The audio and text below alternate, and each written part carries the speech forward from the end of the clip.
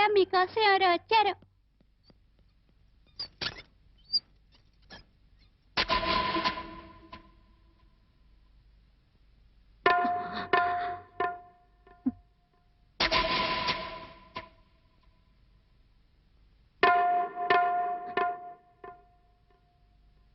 ఎవరమ్మా నువ్వు?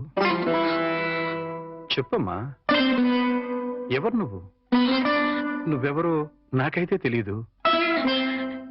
ఒకవేళ మా ఆవిడికి ఎవరో తెలుసేమో. ఒక్కసారి పిలుస్తానుండమ్మా. పూర్ణ, పూర్ణ.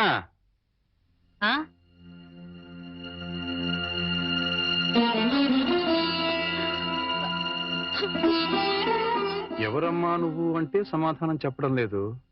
ఈవిడి గారు ఎవరో నీకెవరో తెలుసా? నాకు తెలియదండి. ఎప్పుడూ చూసిన గుర్తు కూడా లేదు.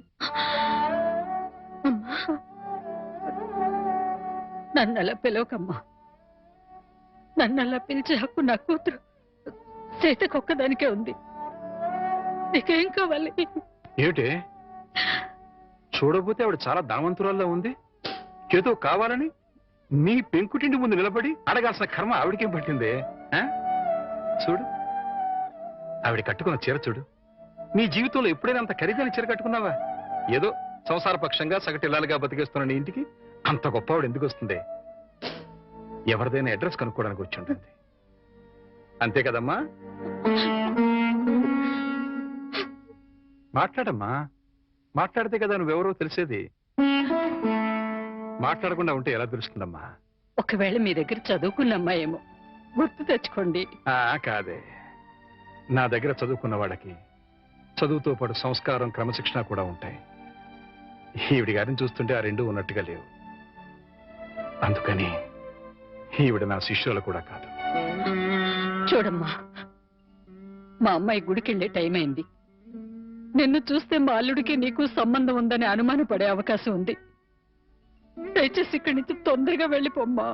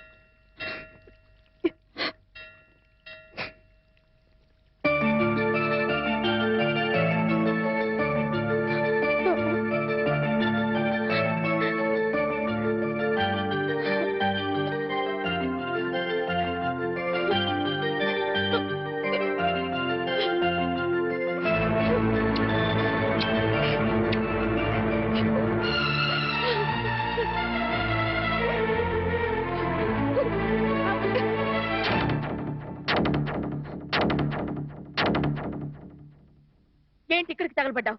నా బాబుని ఎత్తుకుపోదావనా? మా ఆయన్ని లేపుకుపోదావనా? నా ఇంటికి వచ్చినా మా వారితో మాట్లాడినా నరికి పోగులు పెడతాను. సీతన్న మాట కాస్త వింటావా? ఏంటే నీ మాట వినేది? నీలాంటి బజార్ దాని మాటలు వినాల్సిన అవసరం నాకు లేదు. ఏ మొహం పెట్టుకుని ఈ ఊరికొచ్చావే? సిగ్గులేని జన్మ, ఎందులో పడి చావాల్సింది.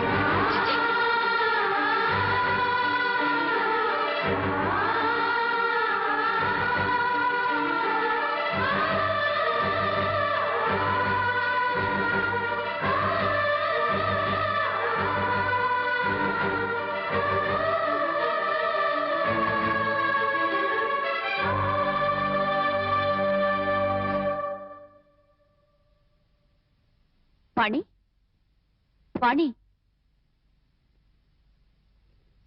నువ్వు మా ఇంట్లో ఉన్నావని తెలిసి మీ అమ్మ నాన్న వచ్చారు. లోపలికి రమ్మని ఎంత పిలిచినా రావట్లేదు. నీతో మాట్లాడి వెళ్తామని బయటే నుంచున్నారు. నువ్వు వెళ్ళి మాట్లాడిరా.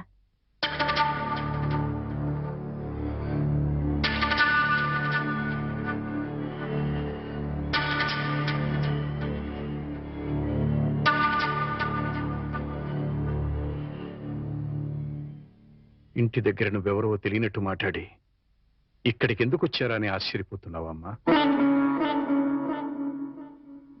అక్కడ నువ్వు ఎక్కువసేపు ఉంటే అల్లుడు నిన్ను చూస్తాడని పంపించేశావు. అమ్మా, ఈ ముసలి తల్లిదండ్రుల మీద, భర్త మీద నీ కక్ష తీరలేదా? పరువు, మర్యాద, గౌరవం, మనశ్శాంతి అన్నీ పోగొట్టావు. ఇంకా ఏం పోగొడదామని ఇక్కడికి వచ్చావమ్మా? నువ్వు పోగొట్టాలన్నా మా దగ్గర ఇంకేం లేదు. ఆ నాన్నని వాడు ఒకడున్నాడు, వాడు నీకు జన్మనిచ్చాడు, పెంచి పెద్ద చేశాడు అనే విశ్వాసం నీలో ఏమాత్రం ఉన్నా సాయంకాలానికల్లా ఈ ఊరుదులు పెట్టి వెళ్ళిపో. లేదు, నేను వెళ్ళనంటావా? చెప్పు, మేమే ఈ ఊరుదులు పెట్టి వెళ్ళిపోతాం. అమ్మా, నీకు 2 చేతులు ఎత్తి దండం పెడతాను. నా కూతురి జీవితంలో నిప్పులు పోయొద్దు, నా అల్లుడి బ్రతుకు నరకం చేయొద్దు. వెళ్ళిపోమ్మా, ఈ ఊరుదులు పెట్టి వెళ్ళిపోమ్మా. వెళ్ళిపో తల్లి.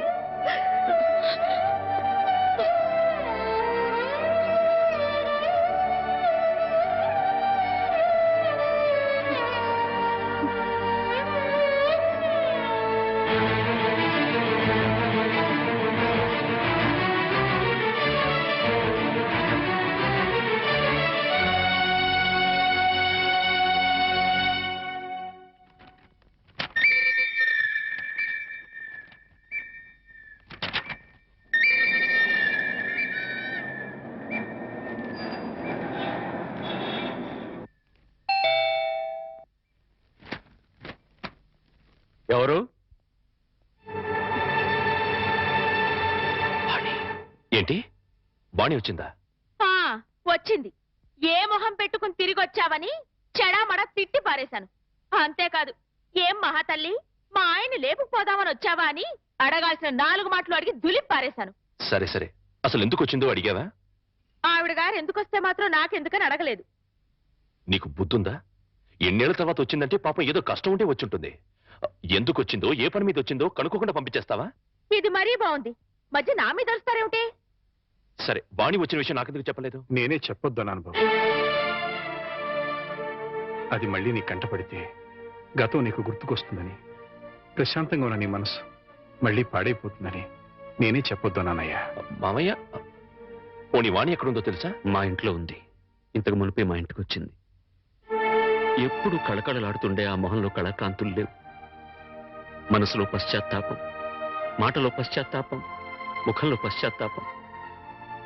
తను చేసిన తప్పును తలుచుకుని కుళ్ళి కుళ్ళి ఏడుస్తోంది. నీతో ఒక్క మాట చెప్పినమని నన్ను పంపించిందయ్యా. ఇంకో అరగంటలో ట్రైన్కి వెళ్ళిపోతున్నాను అంకుల్. శాశ్వతంగా వెళ్ళిపోతున్నాను. ఇంకెప్పుడు ఎవరికి కనిపించను. ఒక్కసారి ఆయనతో మాట్లాడాలి, తీసుకురావు అని ఆ బిడ్డ దీనంగా అడుగుతుంటే కడుపు తరుక్కుపోయిందయ్యా. చేతకాక చిన్న పిల్లల్ని ఏడ్చేశాను. రామారావు, వాణ్ణి తను పోగొట్టుకున్న స్థానాన్ని సంపాదించుకోవాలని అనుకోవటం లేదు. తనకు ఆశ కూడా లేదు. కేవలం నిన్ను కలుసుకోవాలని, మాట్లాడాలని తపన. మళ్ళీ జీవితంలో అవకాశం వస్తుందో రాదోనన్న ఆరాటం. అమ్మను కానీ, నాన్నను కానీ, కనీసం తన కన్న బిడ్డను కానీ చూడాలనుకోవటం లేదు. కేవలం నిన్ను చూడాలనుకుంటుంది, నీతో మాట్లాడాలనుకుంటుందయ్యా. ఆలోచించుకునే వ్యవధి లేదు రామారావు. అమ్మాయి వెళ్ళిపోవడానికి టైం అయిపోతుంది. నువ్వు తనను క్షమించినా క్షమించకపోయినా పర్వాలేదయ్యా. ఆ అమ్మాయి క్షమించమని నిన్ను ఒక్కసారి అడగడానికి అవకాశం ఇవ్వు రామారావు. Please please. సీత, నేను వాణితో మాట్లాడుస్తాను. ఆగండి ఒక్క నిమిషం.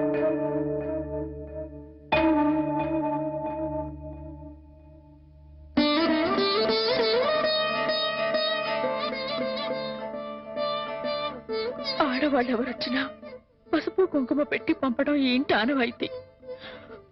ఆవిడ మీకు చేసిన ద్రోహం గుర్తొచ్చి కడుపు మండి తిట్టొచ్చాను. ఈ చీర పెట్టి వీడుకోలు చెప్పిరండి.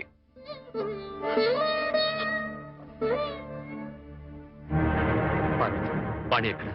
ఆ గదిలో ఉంది. వెళ్ళు.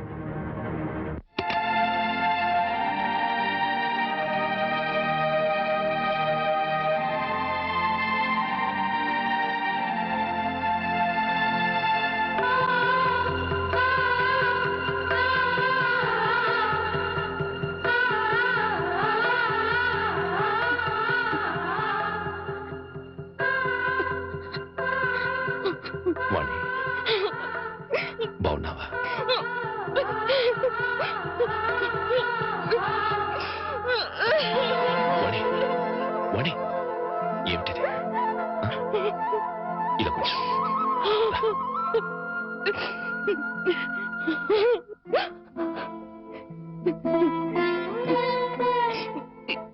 ఏమండి మీతో ఎంతో మాట్లాడాలని ఉందండి, కానీ ఇప్పుడు నాకు టైం లేదు. నేను చెడిపోలేదండి, ఒట్టండి. ఎవరు నమ్మినా నమ్మకపోయినా నాకు అనవసరం. మీరు ఒక్కరు నమ్మితే నాకు అదే చాలండి. నమ్ముతున్నారు కదా? నమ్మకపోతే నిన్ను చూడటానికి వచ్చేవాడినే కాదు. చాలండి,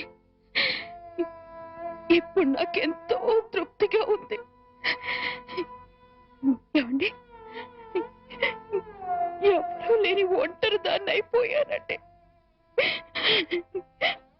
వెళ్లే ముందు ఒక్కసారి మీ ఒళ్ళో పడుకుని నాకు మీరున్నారనే తృప్తితో వెళ్ళిపోతానండి. ఒప్పుకుంటారు కదా?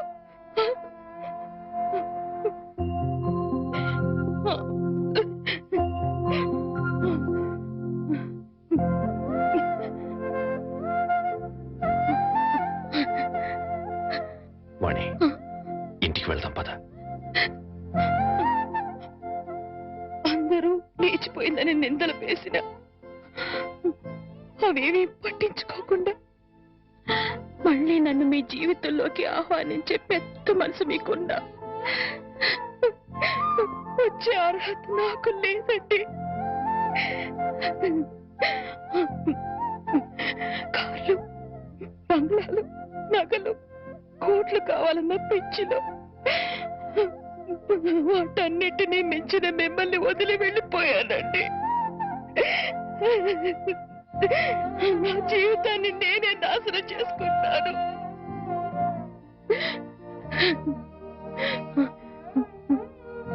మళ్ళీ ఇంకో జన్మంటూ ఉంటే మీ భారీగానే పుడతానండి. ఆ జన్మలోనైనా అందరూ మెచ్చుకునే భార్యగా జీవితాంతం మీతో కలిసి జీవించాలని కోరుకుంటున్నానండి. ఇక హాయిగా వెళ్ళిపోతానండి.